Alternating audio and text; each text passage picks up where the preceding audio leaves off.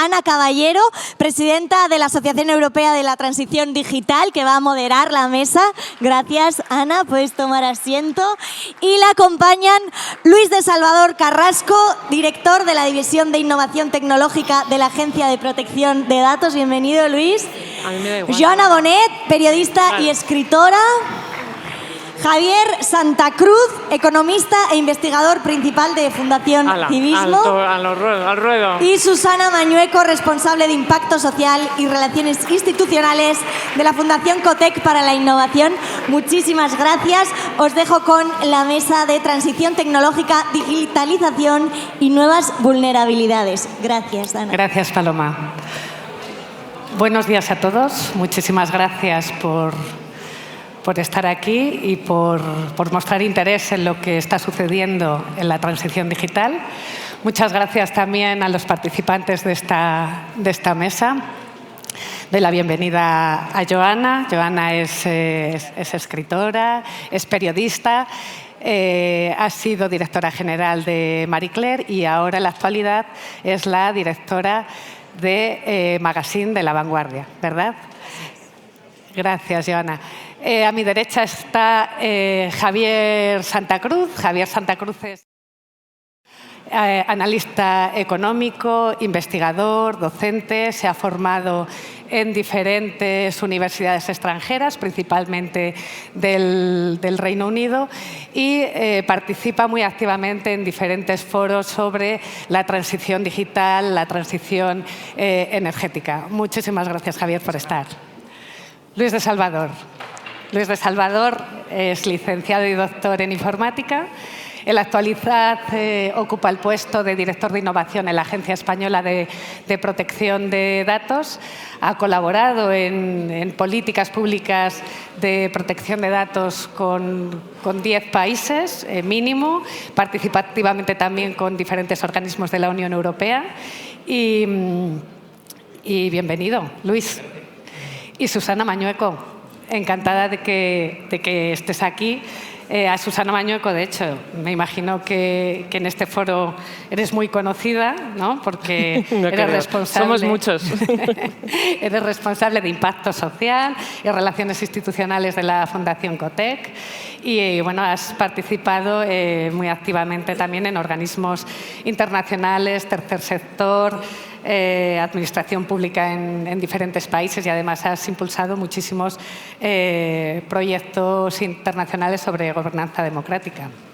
Muchísimas gracias también por acompañarnos. Bueno, pues como saben ustedes, aquí en esta mesa de lo que se va a hablar es de la transición digital, ¿no? De cómo este desarrollo de la tecnología impacta en nuestra sociedad, sobre todo cuando este desarrollo tecnológico es muy disruptivo, ¿no? Como ha pasado ahora con esta cuarta revolución industrial. Impacta en la sociedad, que la sociedad necesita muchas veces décadas para reestructurarse y adaptarse pues, a este nuevo orden en el que bueno, pues muchas veces hay complejas luchas entre el establishment establecido y el potencial progreso que hay.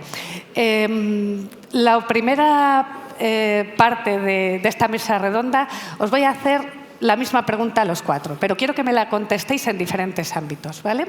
Es ¿en qué situación nos encontramos en la actualidad en este proceso de transición digital? ¿Vale?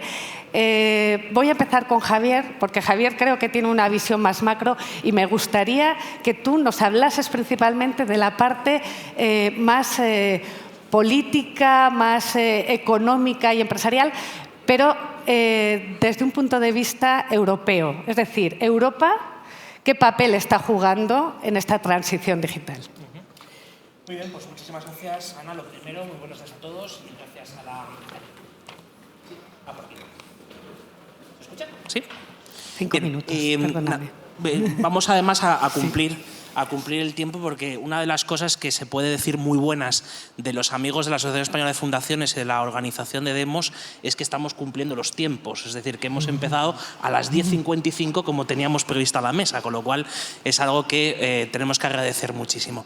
Bien, pues aparte de agradecer a los organizadores, a la asociación, a la Fundación Germán Sánchez Ruiz Pérez por acogernos, yo quería comentar 3 cuestiones acerca de esta visión macro, ¿no? por decirlo así, de la transición digital. Entonces, esa visión macro sobre todo relacionada, por un lado, con el aspecto geopolítico, por otro lado, con el aspecto económico, y dentro de lo económico todas las consecuencias que tiene desde el punto de vista empresarial, desde el punto de vista financiero, es decir, cómo también pues, financiamos todo este proceso que se está produciendo y quién lo está haciendo y cuál es la competencia que se establece entre aquellos que quieren tomar una presencia muy activa en materia de digitalización, y también desde el punto de vista de la ciudadanía, desde el punto de vista, por decirlo así, del ciudadano, también incluso de la salud, de la democracia y de nuestro sistema de bienestar. Entonces, empezando por lo primero, todos los procesos, todas las revoluciones industriales que hemos vivido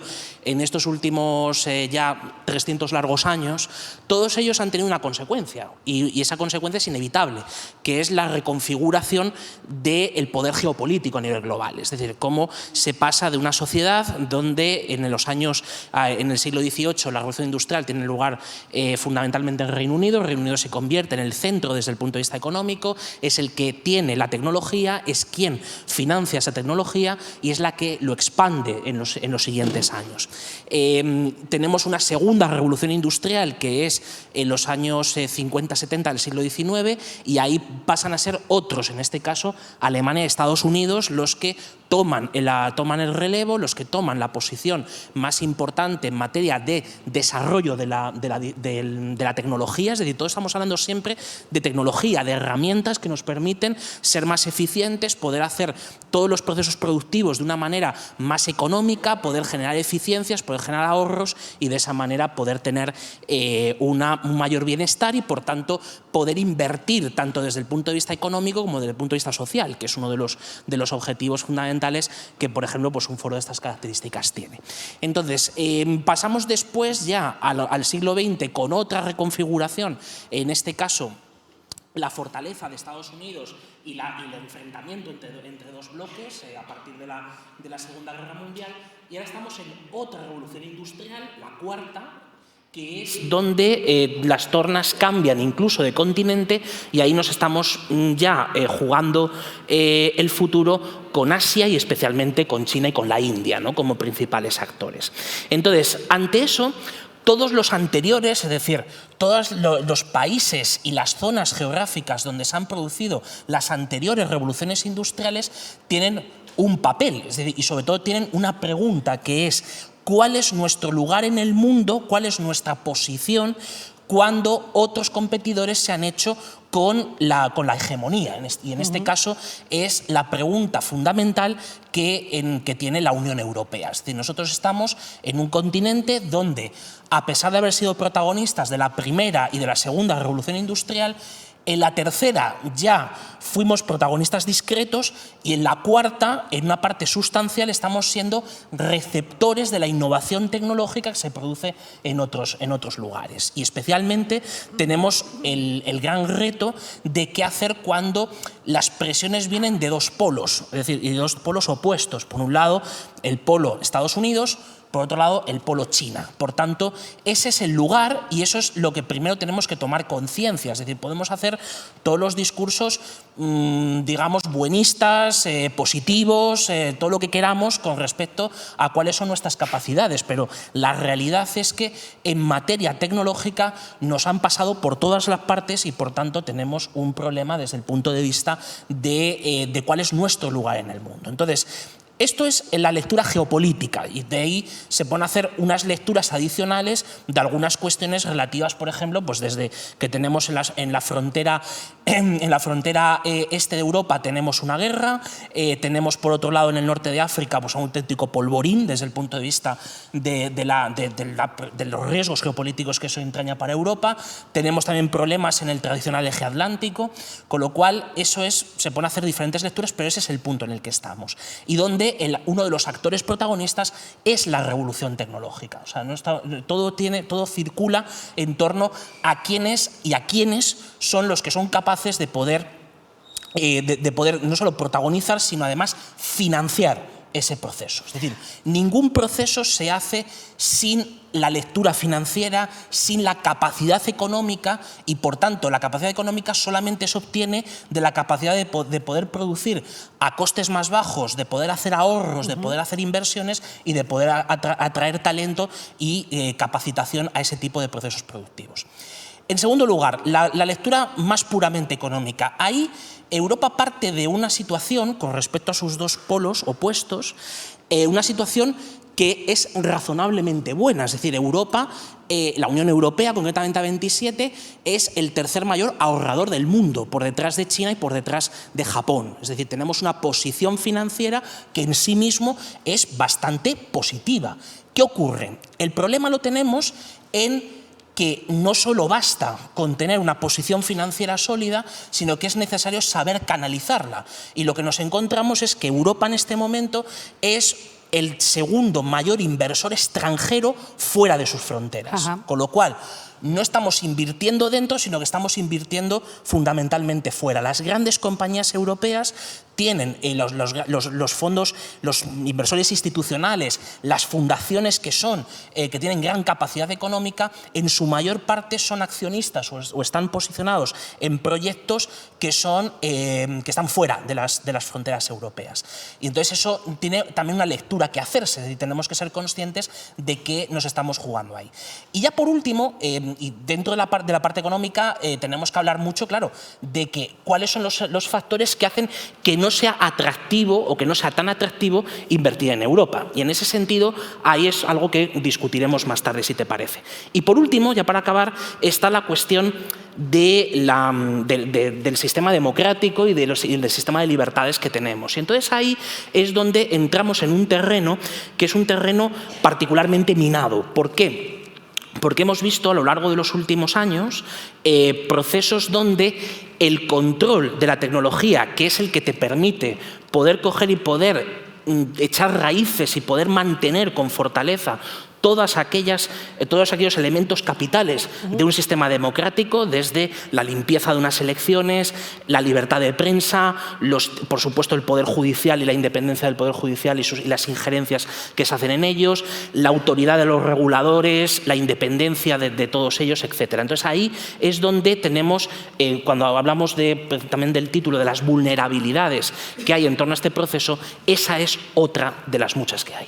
Entonces esto es un poco hacer un dibujo a gran escala y a partir de ahí pues vamos profundizando. Pues muchísimas gracias, Javier.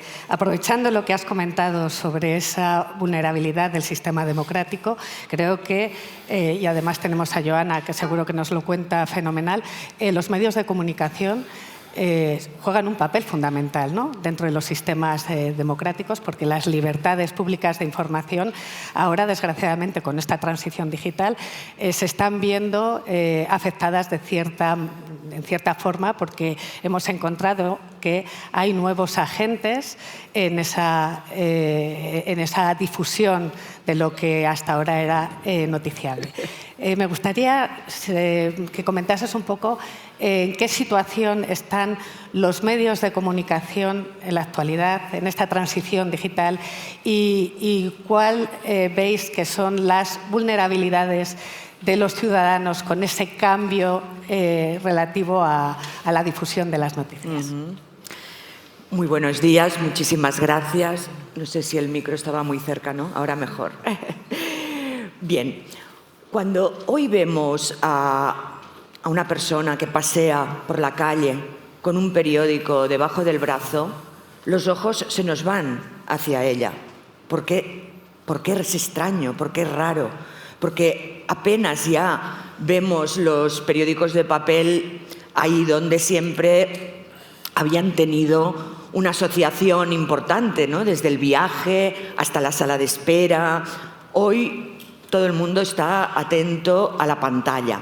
Es decir, vivimos con una pantalla asumida por nuestra propia fisiología, hasta el punto que cuando salimos de de casa y nos hemos dejado el teléfono, sentimos un nervio extraño, una angustia, una ansiedad, como si se nos perdiera una parte de la vida. Los medios de comunicación a finales de los 90 tuvieron que amoldarse a lo que entonces se llamaba la blogosfera, ¿no? Iniciaron esa transformación o transición digital de forma ambidiestra. Por un lado estaba la redacción digital de la web y por otro lado estaba la redacción de papel. ¿Cómo estos dos mundos se fusionaron? No ha sido nada fácil y por un lado la principal consecuencia ha sido la precarización de la información. Hoy tiene mucho más valor escribir un buen tuit, sobre todo si eres community manager de Shakira, que escribir un reportaje de investigación en un periódico, digamos, un periódico riguroso, un periódico que parte de un concepto deontológico que es la veracidad en nuestro oficio y que es el fact-check, el comprobar la información y la noticia. Hoy vivimos un momento que yo lo llamaría como de infoxicación. Hay tanta información que de hecho la información se ha convertido en un entretenimiento. ¿Cuáles son las dos formas de ocio más importantes de las sociedades contemporáneas? La compra, las compras y la información, entre comillas, es decir, contenidos. Todos estos contenidos muchas veces no tienen ningún fundamento.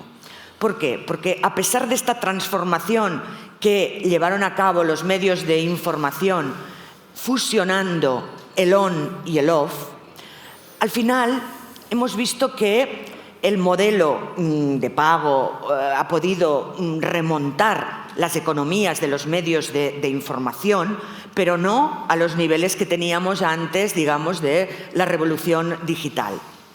Os voy a poner un ejemplo muy claro y que sobre todo se refiere al sector al cual yo me dedico y me he especializado desde hace 30 años, que son las revistas. Cuando un anunciante de alta gama, Dior, Chanel, Cartier, Montblanc, busca un medio, un soporte para anunciarse, pagará 3 veces más en el papel que en el medio digital. ¿Qué ocurre? Si por un lado se han adelgazado las redacciones, se han adelgazado las paginaciones, cada vez hay menos papel, ¿por qué estas grandes firmas globales, estos holdings de lujo, quieren el papel? Por la experiencia. Hoy estamos hablando continuamente de que a lo material lo sustituye lo experiencial. La gente está ya cansada de acumular objetos, de darle tanto valor a lo material. Pero por otro lado, cuando nos encontramos una publicidad en papel, la sentimos, ¿cómo os diría? La sentimos de una manera más física. No se pierde en el ruido de la pantalla y de lo digital. Tiene otra prestancia. Pero ¿qué ocurre? Si tenemos pocos medios en las redacciones de papel, ¿cómo integramos este recorrido que nos piden los anunciantes, que como sabéis es una de las principales fuentes de ingresos para los medios de comunicación, además de la difusión? Por lo tanto, ahí nos encontramos con un paradigma que a mí me gustaría resumirlo con una frase de uno de los filósofos que más ha trabajado y ha ahondado en este momento actual, que es Byung-Chul Han, el coreano, el autor de No Cosas. Él dice, todo lo que estabiliza la vida humana, requiere tiempo, empezando por la verdad. ¿Cómo controlamos la verdad? Si tenemos pocos medios, más allá ya ahora del soporte, sea papel o sea pantalla, vamos al contenido. ¿Tenemos departamentos de control de veracidad en los medios? Sí. ¿Tenemos correctores? Sí. ¿Con quién competimos? Pues competimos con por cierto, hay prensa digital que ha nacido digital y que incorpora la misma ética que la prensa tradicional en el sentido de la comprobación de la información, las fuentes, sí. Me parece interesantísimo todo el tema de desinformación. Si Sí. te parece, después te vuelvo a preguntar, pero hay una cuestión que me interesa mucho que has comentado, que es la precariedad de la información, Sí. esa falta de veracidad y después ese cambio en esa ampliación del efecto de difusión que tiene la tecnología. Y en las últimas semanas, y con esto me vas a permitir, Joana, le quiero dar Claro. la palabra a Luis. En las últimas semanas hemos leído en prensa cuestiones como la de Ayamonte, la de Almendralejo, que había una difusión de imágenes de menores, de imágenes falsas, y que desgraciadamente eso corría con la espuma, como la espuma a través de plataformas. Vemos, y también lo ha comentado antes Javier, que estamos viviendo en la economía del dato, que el dato, y sobre todo si es personal, cobra una nueva dimensión. Yo he escuchado que es el nuevo oro, el nuevo petróleo. ¿En qué punto estamos y cuáles son las vulnerabilidades de los ciudadanos en relación con la privacidad en este entorno de transición digital? Muchas gracias, Ana, y muchas gracias a AEF por la invitación de participar en este evento, que me parece muy interesante. Y yo, la verdad, voy a seguir el camino que ha marcado Javier y que ha marcado Joana de una manera tan certera. Ahora nos encontramos en una encrucijada, y una encrucijada que a veces no somos conscientes de lo importante que es en relación a nuestro marco de derechos y libertades. Nuestra vida digital ya no es una opción. Nuestra vida digital, en la mayor parte de las veces, es una obligación. Y es una obligación que cada vez está abarcando prácticamente todos los aspectos de nuestra vida. Y muchas veces se nos están mandando mensajes diciendo de lo importante que son los datos. Se dice que los datos es el nuevo petróleo, que los datos son oro, que los datos son un activo importante del Estado, de las empresas, de los investigadores. Pues yo no he visto a nadie que regale oro. A nadie. Me llama mucho la atención que cuando nos hablan de datos, prácticamente lo que nos están diciendo es que los datos los tenemos que ofrecer, que los tenemos que regalar. Cuando un activo como son el know-how, las patentes, la propiedad industrial, mis locales o mi dinero, yo no lo regalo. Es más, regalarlo sería una irresponsabilidad, porque con esos medios tenemos que controlar qué cosas se hacen, para que las cosas se hagan bien, en el sentido de que no nos hagan daño, bien como las propias entidades o como los ciudadanos, y además, como ha dicho muy bien Joana, con unos criterios éticos que se plasmen en ese aspecto.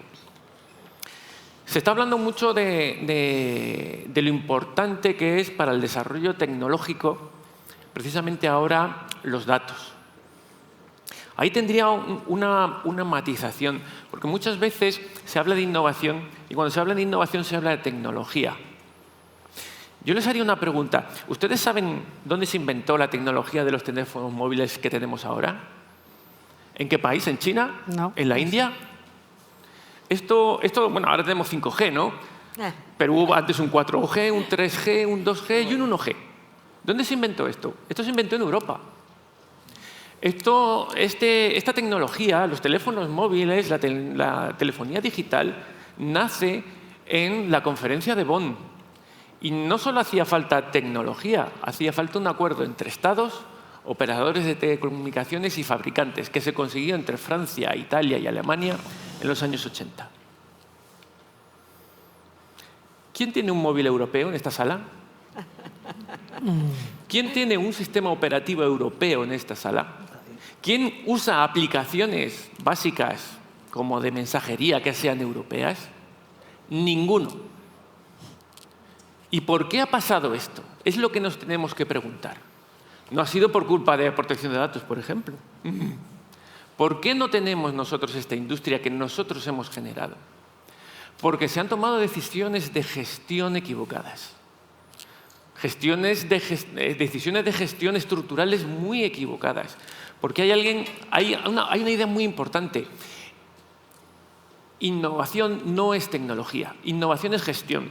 Nos ha hablado antes Javier de la primera revolución industrial. La tecnología son las máquinas de vapor, la gestión son las redes de ferrocarril, que es una cosa muy distinta. Lo que necesitamos ahora es una gestión, y una gestión razonable y sostenible.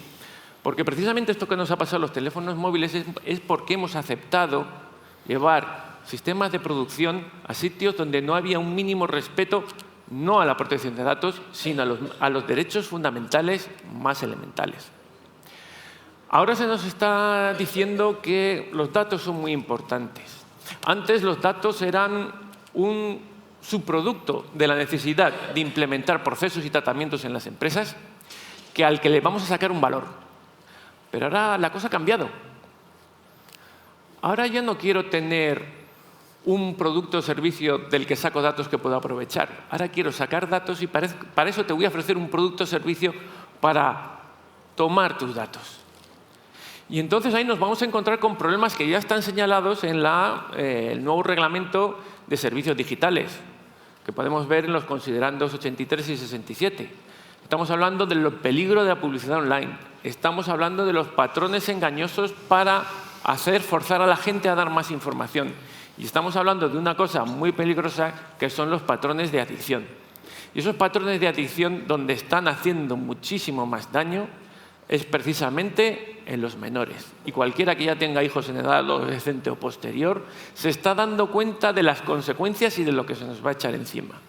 Y lo peor de eso es que muchas veces lo que se pretende para abordar ese problema es poner más soluciones tecnológicas en una especie de huida hacia adelante.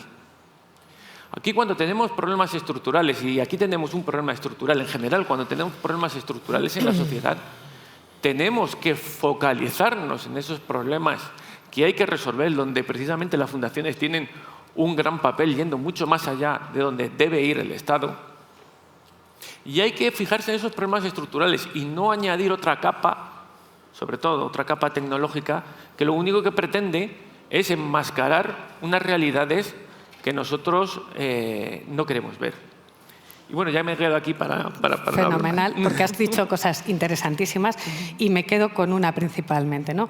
Que innovación es gestión, y una gestión razonada y razonable, como la que hace Cotec, ¿no, Susana?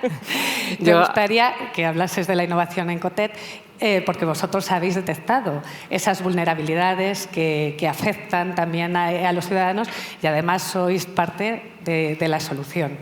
Muchas gracias, Ana. Gracias a la Asociación Española de Fundaciones y a nuestros huéspedes en este fantástico sitio y a los compañeros de mesa, que es un lujo. Yo le cojo el guante a Luis, obviamente, y empiezo compartiendo la visión que tiene Cotec sobre la innovación. La repetimos mucho, pero sí que creo que en este caso viene bastante al pelo. Nosotros decimos que innovación es todo cambio basado en el conocimiento que genera valor. Pero le añadimos una segunda capa en la que decimos que innovación es todo cambio, no solo tecnológico, basado en el conocimiento, no solo científico, que genera valor, no solo económico. Entonces, ¿qué es lo que estamos haciendo? Nosotros estamos enfocando todo nuestro trabajo fijándonos en cómo, articulando la palanca de innovación, deberíamos avanzar hacia sociedades más justas, sostenibles e igualitarias.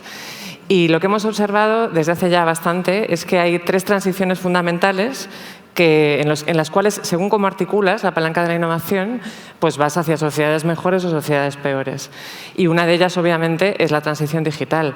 Llevamos ya 2 décadas escuchando el tema de la revolución industrial, la cuarta revolución industrial, cómo la digitalización ha transformado la forma en la que aprendemos, la forma en la que trabajamos, en la que nos relacionamos, nos comunicamos, en definitiva, nuestra forma de vivir. Eso, o sea, todos estamos de acuerdo que ha cambiado fundamentalmente. Y si ya desde hace 2 décadas lo vemos viendo, con el COVID fue brutal, hasta tal punto que todo el plan de recuperación y transformación europeo, uno de los pilares sobre los que se articula es la digitalización.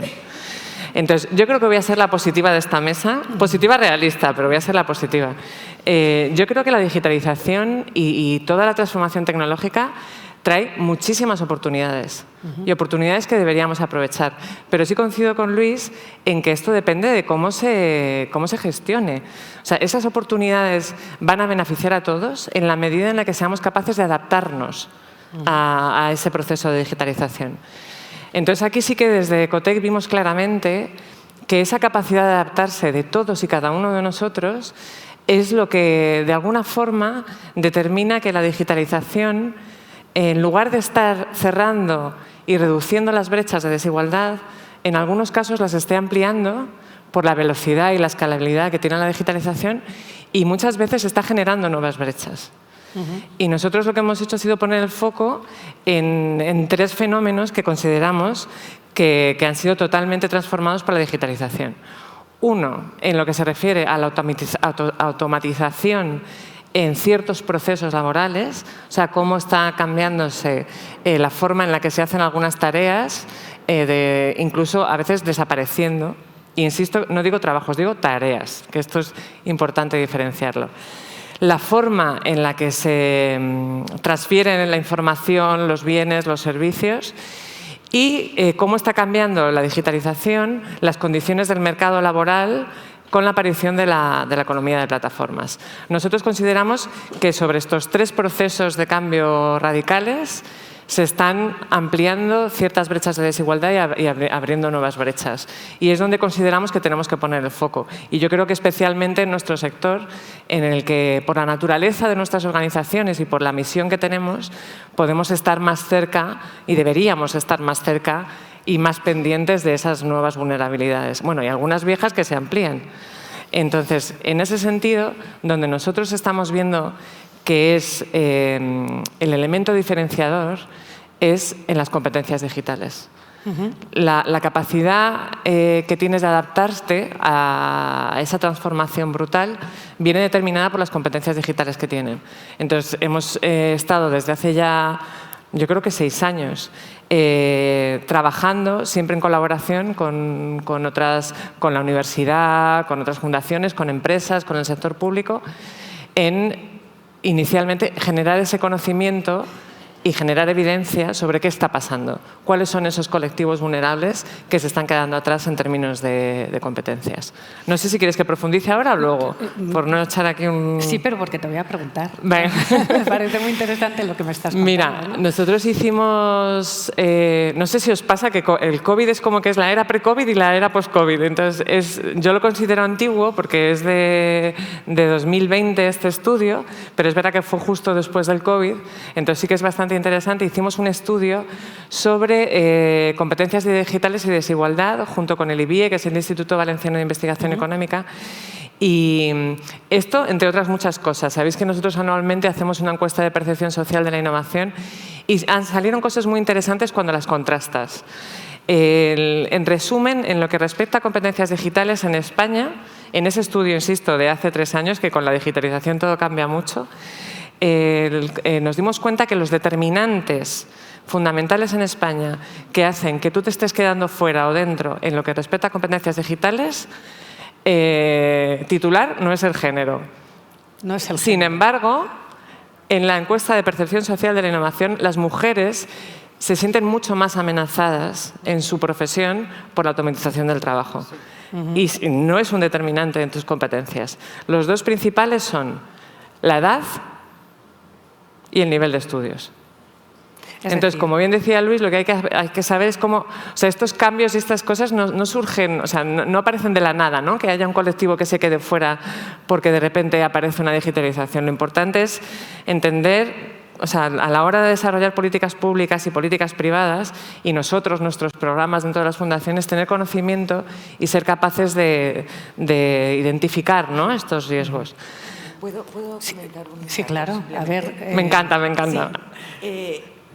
Es muy interesante todo lo que cuentas, pero, por ejemplo, en este aspecto de la edad, hemos asistido a cómo sobre las personas mayores han sido expulsadas, por ejemplo, de sus bancos. De repente ha desaparecido el factor humano, aquella persona que te atendía, que te explicaba, que te ayudaba, y ellos se han visto solos con su smartphone, que de hecho es un lugar de trabajo, hoy el móvil es casi un país, es un estado, y si no estás dentro te expulsan de una realidad en parte falsa también, ¿no? Porque los contornos de la realidad los perdemos muy a menudo a costa de las pantallas.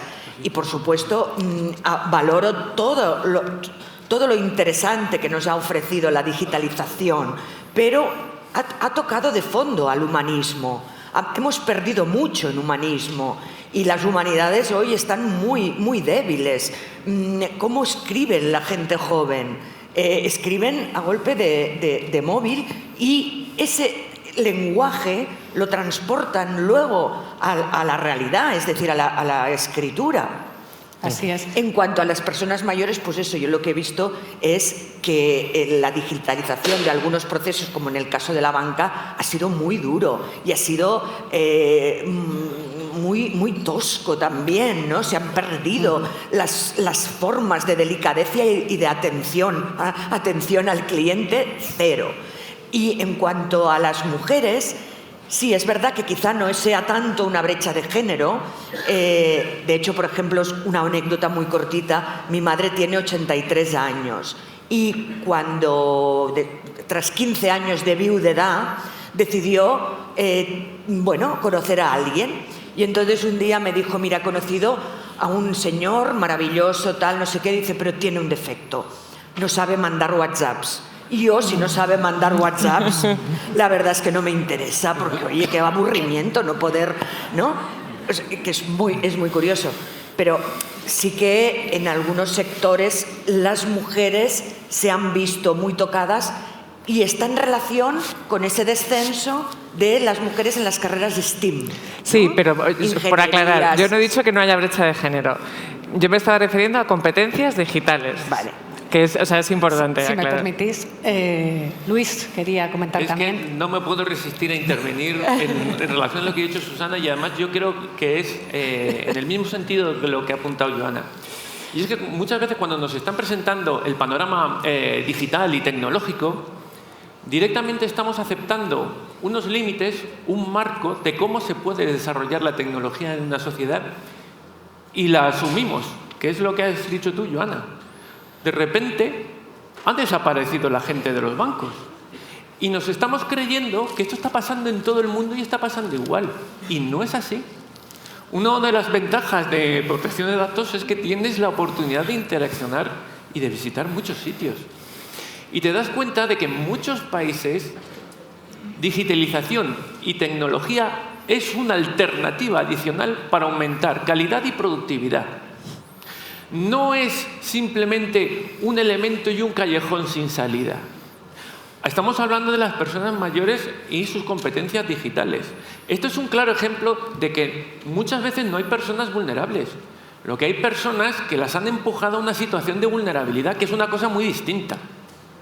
Y las están empujando porque nos están vendiendo una imagen que no se está aplicando en todos los países. Tener competencias digitales, además, es algo más que ser simplemente usuarios, que es lo que muchas veces se está pretendiendo, sobre todo, y vuelvo a incidir cuando se habla de los menores. Cuando a los menores se les está empujando a estar manejando sistemas digitales, el móvil y juguetes, no les estás haciendo competentes digitales. No entienden lo que están haciendo, no saben lo que hay detrás, no entienden las implicaciones, no entienden nada. Son usuarios que son rehenes de una interfaz o de una marca determinada. Y no los saques de allí, porque les cambias las cosas y no son competentes digitales. Por lo tanto, lo que quiero concluir con esto es que competencia digital no es ser un usuario, es otra cosa. Y la tecnología y la digitalización son fantásticas y son una herramienta adicional que tenemos que disponer, pero no tenemos que perder lo bueno que ya teníamos, porque les puedo asegurar que hay muchos países, y os voy a decir uno, Japón, el más tecnológico, el más automatizado, y donde ves más servicio persona a persona. Es increíble, sí. Es increíble. Pueden tener robots, pero la persona va a estar al lado. La persona nunca va a faltar. Y eso es una cosa que nos están vendiendo y que estamos comprando sin ninguna razón. Ajá. Muchas gracias, Luis. Yo quiero ahondar un poco más en el tema de la brecha digital porque creo que el foro en el que estamos hablando tiene que estar muy interesado y además creo que apuesta también por solucionar lo que está ocurriendo. Estábamos hablando de brecha digital que no es de género. Me ha sorprendido. En competencias digitales, insisto. En competencias digitales, efectivamente. Estamos hablando de brecha de edad, pero para mí creo que hay que tocar también otros dos aspectos importantes en la brecha digital. Uno es el tema de renta y otro es el tema geográfico, es decir, cuando la España vacía o cuando, por ejemplo, estamos hablando de que no llega la conectividad a orografías complicadas. Aquí las empresas tienen que invertir, porque si no, esa brecha digital entiendo que se agranda. Pero ahí volvemos al punto que decíamos al principio, que estaba un poco subyaciendo a lo que decíamos, que es esto quién lo paga. Ajá. Es decir, esto alguien tiene que pagar todo esto, ¿no? O sea, desde el desarrollo tecnológico hasta todos aquellos bienes que decimos los economistas que son bienes públicos. No quiere decir que público sea propiedad del Estado, sino que son bienes donde no hay rivalidad y donde no hay exclusión en su consumo, ¿no? Entonces, para eso tú requieres tres cosas, ¿vale? La primera es necesitas una confianza en que las cosas, el marco sobre todo normativo, no se va a mover demasiado, aunque se mueva por supuesto, pero no se va a mover demasiado en los próximos 30 años.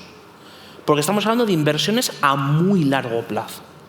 Es decir, por ejemplo, hacer despliegues de redes, por ejemplo, desde sean redes de telecomunicaciones, que estamos hablando de uno de los factores, ahora hablamos sobre ello un poco más, sean redes eléctricas, sean redes gasistas, sean aeropuertos, sean transportes, sea lo que sea. Necesitas confianza en que el piso en donde estás pisando, ese suelo, no va a sufrir grandes terremotos en los próximos 30 años. Es una cosa muy importante. Segunda cosa importante, el dinero. Entonces, ¿dónde está el dinero? El dinero está, al final, en dos cosas. Por un lado, en los países y en las áreas geográficas donde tienen economías que funcionan, ¿vale? Una economía que funciona es una economía que es capaz de acumular capital a lo largo del tiempo. O sea, que es capaz de poder coger, de poder autofinanciar una parte sustancial de las inversiones que necesita, porque solamente aquello que es vital para el día a día, uno tiene que tenerlo bajo control. Porque si no lo tiene bajo control, tiene el problema de que mañana o pasado mañana pase cualquier cosa, léase una pandemia, y resulte que tenemos que depender para la fabricación de las mascarillas, para los test o para lo que sea, o sea, poniendo el ejemplo más cercano y como dice Susana, también dentro de esto que nos ha marcado, ¿no?, del antes y el después, uno no puede depender de una cosa que se fabrica a 10.000 kilómetros donde no se sabe exactamente nada de lo que ha pasado allí. Entonces, por tanto, el elemento, por decirlo así, hardware que tiene esto, es un elemento que es crítico. Es un elemento crítico. Y podemos hablar de todas las ideas y de que tecnológicamente podamos ser incluso muy buenos gestionando, y ahí estoy de acuerdo con Luis, que la innovación es un elemento puro y duro de gestión y de eficiencia en los procesos, pero no basta con eso. Necesitamos también ser dueños de esa tecnología. Ojo, no hay que hacer lo posible y lo imposible por ser dueños de la tecnología, porque podemos incurrir en el vicio que durante muchísimos años, por ejemplo, en materia de industrialización, tuvieron muchos países, que era intentar empeñarse en hacer un proceso de industrialización con fronteras cerradas, que no conozco ningún caso en el que haya sido exitoso. Es decir, necesitamos apertura, necesitamos puertas abiertas. ¿Qué sucede? Que aquí necesitamos criterio y necesitamos ser buenos en las cosas en las que somos buenos y hemos demostrado que somos buenos. Y entonces ahí es donde está el otro elemento. Y luego, por último, hablabas de la cuestión territorial. La cuestión territorial es importante no solo porque los fenómenos poblacionales son fenómenos, además, de ciclos muy largos. Por ejemplo, los procesos de envejecimiento son procesos de más de 100 años. Es decir, más o menos los tenemos estudiados. El caso de Japón, de hecho, ya está en la fase de recuperación de su ciclo de envejecimiento, por ejemplo. Entonces, de lo que se trata aquí, y concretamente en el caso territorial, es que necesitamos tener visión de futuro, pero sobre todo dentro de esa visión de futuro, ser especialmente racionales. Y ahí es donde en los próximos años, por ejemplo, y ya está funcionando, son tecnologías que ya están funcionando, ¿es posible tener una cobertura 100% en un territorio aislado? Sí, pues lo tenemos vía satélite, por ejemplo. Tenemos una solución tecnológica encima de la mesa que además ya en algunos sitios se está aplicando. Por tanto, no hay que reinventar la rueda y volverla a patentar, obviamente, sino hacer el esfuerzo, primero, de ser capaces, esto es lo que ha hecho China en los últimos 40 años, ser capaz, los últimos 50 ya, ser capaz de observar qué es lo que se está haciendo en el mundo. Y para eso es una cuestión de formación, es una cuestión de mirada abierta y es una cuestión además de inversión en tiempo para saber qué se está haciendo, qué podemos ser capaces nosotros de hacer dentro de lo que somos buenos, porque en lo que no somos buenos no nos debemos empeñar en hacer cosas, porque eso es perder el tiempo y perder mucho dinero, y en esas aventuras hemos perdido una barbaridad de tiempo y dinero en los últimos 40 años en la Unión Europea. Y, por tanto, a partir de ahí, saber cuál es el camino que podemos tomar. Entonces, yo creo que en el caso concreto de todo este proceso se basa en esa confianza, en la necesidad de que todo este proceso se basa en unas infraestructuras, en unos requisitos técnicos, pero técnicos tangibles, que no podemos dejar al albur de otros. Es decir, no podemos pensar que en Europa no pasa nada porque ya vendrán los Google, Amazon y demás y nos invertirán en las redes de telecomunicaciones. O vendrá Huawei o vendrá quien sea y nos dará el 5G porque por esa parte tampoco tendremos problema. No, todo lo contrario. Es decir, tenemos un problema si entregamos todo ese tipo de cosas se nos escapa el control del desarrollo, de la innovación en lo que somos buenos y también en todas las cosas que son necesarias en el día a día. Un momento, Susana, sé que me has pedido la palabra, pero entiendo lo que estás diciendo, es que empresas extracomunitarias, como son las plataformas que utilizan la red, no invierten en ello. No. O sea, ¿no invierten? ¿Me estoy equivocando? No. ¿Me puedes explicar? Vamos a ver. Lo que tenemos ahora mismo encima de la mesa es un escenario que es muy claro. Es decir, en los próximos años, y en esto los que os dedicáis mucho más a la tecnología me podéis corregir, vamos a tener un incremento de dos variables que además son consustanciales al crecimiento económico desde hace muchos años. Uno es la energía, el consumo de energía, y dos es el consumo de datos, que eso es un poco más reciente, pero de manera muy acusada. Es decir, es tal cantidad lo que se va a multiplicar el tráfico y el uso de datos, que obviamente esto es como si tienes una avalancha de coches en una carretera, o la carretera está bien y construyes a su vez otros carriles y otras infraestructuras, o estás condenado a tener atascos permanentes, a tener problemas de conectividad. De hecho, Joana decía al principio hasta qué punto hay una deshumanización de que en el momento en el cual la cobertura nos falla o WhatsApp se cae o tenemos algún problema de estas características, que te angustias y además vas a la protesta masiva. Es decir, esto se producen fenómenos de cabreo social importantísimos, ¿no? Entonces, no es tolerable socialmente en este momento que la red no soporte dentro de unos años el crecimiento de los datos, es decir, el tráfico de datos. Pero claro, tú ahí tienes tres partes. Tienes el cliente final, tienes el creador y el que invierte y el que mantiene esas redes, y tienes los emisores de los datos. ¿Qué ocurre? Que en el caso, por ejemplo, de Europa, más de las 3/4 partes de los datos que se consumen en Europa tienen origen en 4 plataformas. En 4, 5. ¿Cuáles son? Pues Amazon, Netflix, Google, etcétera. Es decir, son 5. ¿Vale? Entonces, Todas las infraestructuras, cualquiera, tienen un modelo de financiación muy claro, que es una compartición entre quienes invierten en ello y asumen el riesgo durante muchos años para coger y para hacer esa infraestructura, y quien consume. En este caso hay dos consumidores. El consumidor final, o sea, cualquiera de nosotros, usando el móvil o usando el ordenador, pero también el que emite los datos. O sea, el creador del contenido, porque es un consumidor de la red. Entonces, ¿qué sucede? Que el uno, si paga a través de la tarifa que nos cobran del móvil o del teléfono, lo que sea, pero otro no. Otro dice no. Y está diciéndolo de manera muy clara. Pero lo que estás comentando a mí todavía me preocupa más como ciudadana. O sea, porque efectivamente, ahora te doy la palabra, Susana, se agranda más esa brecha digital geográfica, pero lo que me preocupa también más, y luego también quiero hablar contigo, Luis, es que el ciudadano lo que sufre es una mercantilización absoluta de sus datos, porque, y que estas grandes plataformas lo que están haciendo es sacar dinero de que no invierten en red para que los ciudadanos tengamos conectividad, y entonces se agrande esa brecha digital, entiendo, y después estas grandes plataformas también se están aprovechando de recopilar datos de los ciudadanos y se produce esa mercantilización de los datos. Porque pagar con datos es pagar.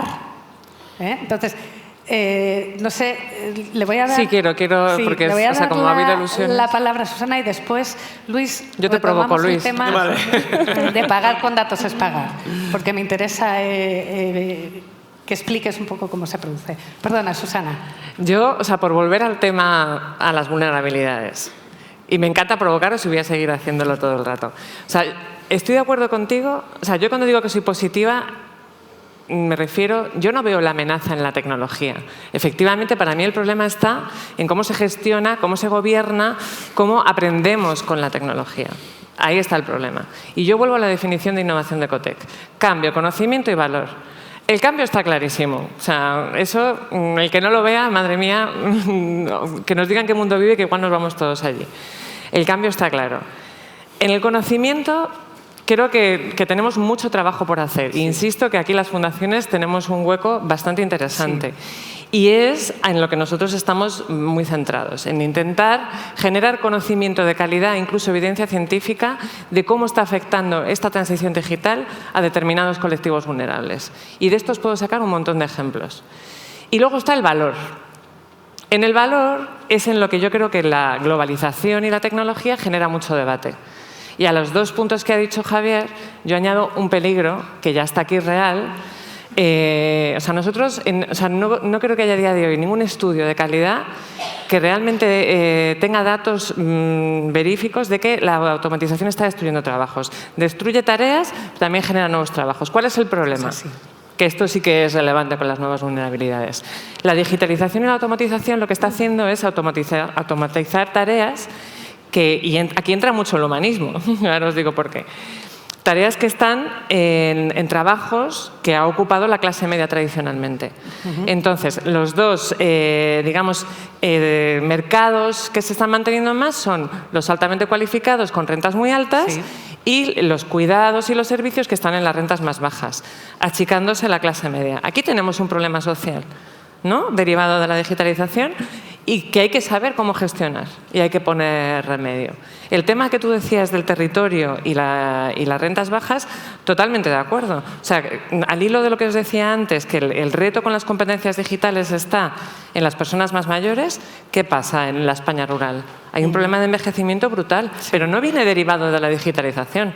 Viene derivado, como bien decía Javier, de muchas décadas de políticas y aparte la globalización, porque esto es una tendencia mundial, que la población se está yendo a vivir a grandes ciudades, porque ya no solo es un problema de la España rural, también pasa en las ciudades de provincia. Y luego el otro punto clave para quedarte fuera en competencias digitales son los niveles educativos más bajos. ¿Dónde están los niveles educativos más bajos? En las rentas más bajas. Entonces, yo no digo que la tecnología sea todo mundo rosa y de unicornios, para nada. tenemos que saber cómo gestionarla. Entonces, tendremos que poner la atención ahí donde identificamos esas vulnerabilidades. O sea, yo creo que el reto está precisamente en ser capaces de tener mucho más humanismo y vivir una vida mucho más humana y de más calidad gracias a la tecnología. Absolutamente. ¿Sabes? Que yo, o sea, a mí cuando, que venga la tecnología para hacer nuestra vida más agradable, no para tenernos esclavizados y atemorizados. Así es. Está muy unido la parte de formarnos y la educación, las competencias habilitadoras con el pensamiento crítico. ¿Verdad, Joana?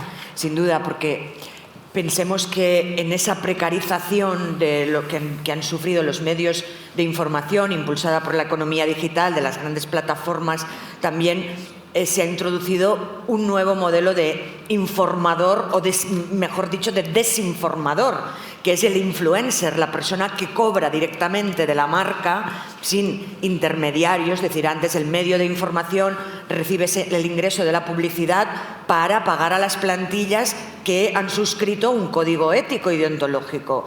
El influencer no, directamente cobra de la marca y habla de la marca de forma subjetiva. Se pierde lo factual, se pierde el contraste de la información y de las fuentes, y por lo tanto no estamos ya informando, sino que estamos opinando. La frontera entre información y opinión a través de muchos medios digitales se diluye, porque se utiliza, para las marcas resulta más rentable que alguien, aparentemente, ahora ya se está valorando mucho más al microinfluencer que al gran influencer. Por otro lado, están surgiendo, bueno, ya habéis visto todas las empresas de comprobación de datos, ¿no? Maldita hemeroteca, que antes no existía porque los propios medios hacían su fact-check, su comprobación. Ahora hay tanta información que antes os hablaba del término infoxicación, porque más que informarnos a veces nos intoxicamos de asuntos que no nos llevan al conocimiento. Al contrario, es esa polarización que también suscribe el populismo, ideas muy fáciles de comprar, para las cuales no es necesario dudar, ni es necesario ejercer un pensamiento crítico, que siempre es más costoso, sino que compras el sí o el no, te pones en el blanco o el negro y olvidas toda la gama de grises que conforman pues eso, ¿no? La vida, que está llena de grises. Efectivamente, hablabas de polarización y hablabas de desinformación, ¿no? Y el papel, por ejemplo, que están jugando grandes plataformas en las cuales, para captar tu atención, utilizan algoritmos y te van sacando noticias que cada vez son más extremistas, que llaman a tus emociones, que al te enojo. encienden, apelan a las emociones, sí, ¿no? eso es, sí. Se apela a la emoción en lugar de al conocimiento, ¿no? Y al sosiego que tienes con el que tienes que recibir una información para poder elaborar tu propio criterio. Parece que aquí te digan cómo tienes que pensar, ¿no? A través de esta línea desinformativa. Precisamente porque en eso, muy brevemente, porque en eso es donde está el mayor valor económico que tiene este modelo. Es decir, hay un concepto que hace unos años lo publicamos, que era el valor en la sombra de los datos. Es decir, al final el dato es más valioso cuanto mayor conocimiento de la persona, tanto sea porque lo conozcas de manera directa, como sea porque induces a que te revele quién es, claro, el tipo de lectura. Pero solo una cosa, hoy muchísimas entrevistas se hacen a través de Teams o de Zoom. Tú no hueles al entrevistado. A ver, eso parece que sea una tontería, pero es una metáfora para poder contar la diferencia del encuentro físico al encuentro virtual. Al final, parece que en esa burbuja vivamos una pseudo-realidad. Y yo creo que ese es uno de los aspectos más importantes referente a la transición digital. Esa falta de humanidad, ¿no? Sí. Pero me interesa mucho lo tuyo. Sí. El dato. El dato. Sí. La pela. Claro, es que cuando hablamos de... volvemos otra vez a lo de antes, de quién lo paga, ¿no? Perdonadme por la obsesión de economista, ¿no? De quién es el que pone esto. Menos aún. No, simplemente hablar del valor en la sombra de los datos es esas dos vías. Es decir, o bien porque hay una revelación directa y, por tanto, por ejemplo, comentas una entrevista, ¿no? Sí. Por Teams o por la plataforma que sea. El tema es que nosotros nosotros somos capaces de tener más detalle desde el punto de vista personal, desde el punto de vista también de cómo se comporta esa persona, qué es lo que piensa, etcétera, estando presencialmente, como podemos estar nosotros ahora mismo.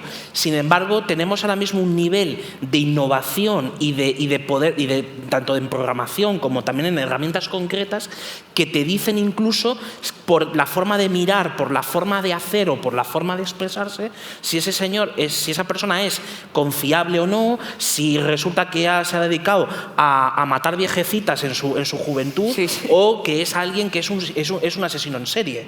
Entonces, el tema es que esas cosas, hemos llegado a un punto en el que somos capaces de desnudar a la persona con la tecnología. Un apunte. Un momento, eso Yana, es muy valioso. de perfilar, efectivamente. De perfilar. Y eso tiene un valor en mercado, y ese valor de mercado es el más importante, porque cuando decimos suscribimos acuerdos en esto lo sabe mejor que yo, en materia de protección de datos personales y de comercio de datos personales, decimos datos no personales. Es que los datos no personales son los que menos valor tienen en el mercado, es decir, lo personal es lo que más valor tiene y es donde se intenta buscar la forma de hacerse con ello. Me gusta esto porque unimos además con lo de Susana, que es importante educar y que se conozca qué es lo que está pasando, porque ahí las fundaciones pueden ver oportunidades, porque también van a ver las vulnerabilidades de los ciudadanos. Por favor, Luis, pagar con datos es pagar. Javier está hablando también del perfilado, de cómo se produce esa cadena de valor para que esos datos de ciudadanos se puedan comercializar, con efectos, además, que antes has hablado, como adicciones digitales, problemas de autoestima, también estamos viendo temas de suicidios en menores. ¿Podrías darnos una visión en 2 minutos? En 2 minutos no lo voy a conseguir, casi seguro. Y tienes toda la razón, pagar con datos es pagar. Y cogiendo el hilo de lo que decía Javier es, ¿quién paga esto? Yo también te preguntaría, ¿y cuántos no van a cobrar? Porque nos están cobrando un disparate.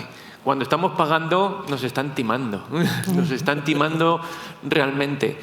Y nos están timando porque lo primero, otra cosa que ha dicho Javier, muchas veces nos dicen, oye, es que con este sistema me van a desnudar y van a saber todo lo... Cuando nosotros nos encontramos con sistemas que no están ni verificados ni validados, ni realmente sabemos qué es lo que están funcionando, muchas veces lo que vamos a tener es un resultado bastante erróneo. Pero lo vamos a aceptar porque nos lo dice una máquina. Hay que tener mucho cuidado con estos nuevos sistemas en los que tenemos un criterio de autoridad porque lo dice la máquina, ya no nos lo tenemos que creer. Y eso lleva a problemas adicionales. Pero centrándonos en pagar. Estamos pagando con nuestros datos. Se ha montado un ecosistema en que nos obligan a pagar con nuestros datos, incluso esas tendencias que hay ahora de decir bájate la app porque te voy a dar este servicio y este otro y te lo voy a dar de otra manera, lo que te quieren es que pagues. Porque parece que el servicio es gratuito, pero realmente no lo es. No, y lo peor es que a veces nos pensamos que lo que estamos es liberando un poquito de intimidad. O ¿quién va a querer mis datos? ¿No? ¿Para qué van a querer los datos míos? O que nos van a poner un anuncio. No, lo que nos están escapeando es la sociedad. Eso es muy importante. Y con efectos dramáticos. Con efectos dramáticos a todos los niveles. Manipulación electoral. Como muy bien ha dicho Joana, desinformación. Manipulación de la sociedad. Destrucción de la familia. Destrucción de los vínculos de amistad. Destrucción de reglas elementales, éticas que tú has señalado, como son los casos que estamos viendo ahora en diversos pueblos de España de utilización y de cosificación de la gente, que nos estamos acostumbrando a que la gente son cosas de las que extraer datos y conseguir simplemente un beneficio. Me voy a quedar como conclusión de las vulnerabilidades existentes justamente lo que acaba de decir Luis, ¿no? Sistemas democráticos en peligro, desinformación, brechas digitales. Me quedo con esas vulnerabilidades, pero yo a la audiencia quiero darle un mensaje positivo porque aquí hay mucha oportunidad y hay muchísimo trabajo y muchísimo reto para las fundaciones. Quiero un mensaje en un minuto ¿qué pueden hacer las fundaciones para solucionar o para poner su granito de arena en estas cuestiones?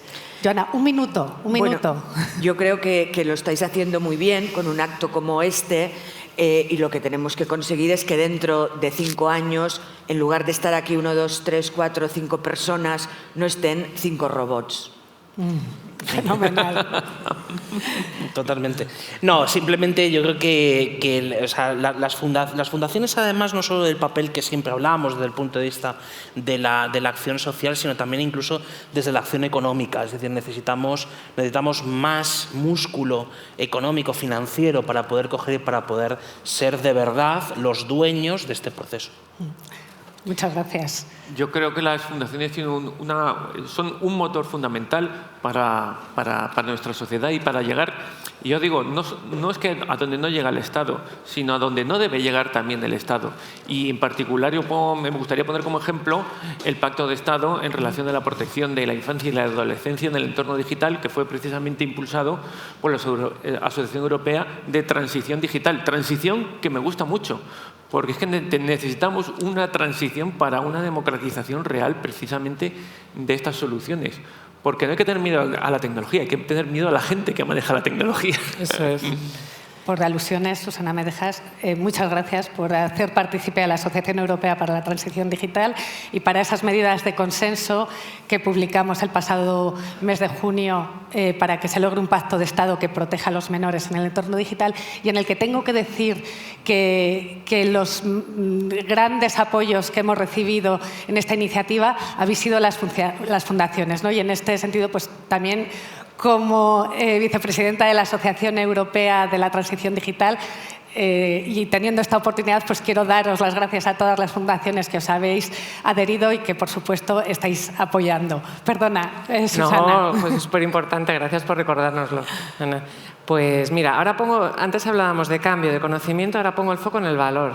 Yo creo que las fundaciones tenemos puesto el foco en generar un valor que hace que la vida de las personas sea mejor, cada una en su ámbito de actuación. Entonces, aquí tengo clarísimo que la transición digital conlleva unos retos muy grandes en términos de desigualdad. Y esto es un reto sistémico. Es algo que no puede hacer sola ni un sector, ni una organización, que no lo puede hacer solo un gobierno, los ciudadanos, la sociedad civil, el sector privado. Es un reto sistémico en el que tenemos que colaborar. Así es. ¿Dónde creo que las fundaciones podemos poner el foco? En 2 patas fundamentales: la generación de conocimiento y la educación y la capacitación en competencias digitales a todos los sectores de la población. Pues con eso nos quedamos, Susana. Muchísimas gracias a todos. No sé si hay alguna pregunta. Gracias. Muchas gracias. Gracias.